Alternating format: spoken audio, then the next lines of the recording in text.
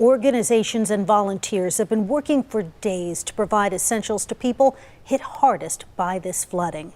KVUE's Jessica Cha is at Round Mountain Baptist Church out in Leander, and that's become the hub for people in northwest Travis County to get help.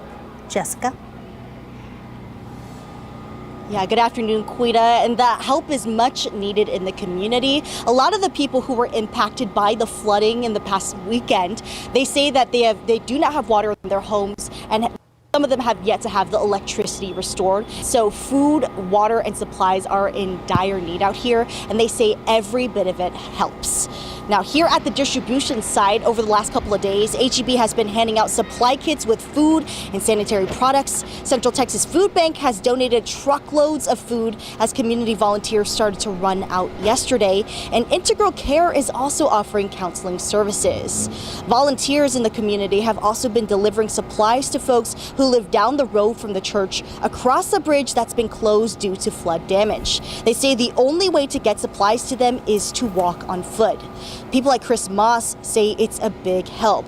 He says he and his mom were trapped in their house on Saturday morning when water started to flood their home.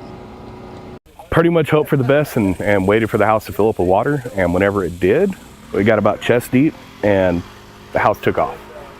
And luckily when it took off, it landed over here. Water started draining out. Me and my mom made it out, thankfully, but You were inside? Oh yeah, we were inside. It was the most terrifying experience of my life. Volunteers say they've had tons of donations and offers to help pour in over the last couple of days, and it's been heartwarming to see the community work together in a time of crisis.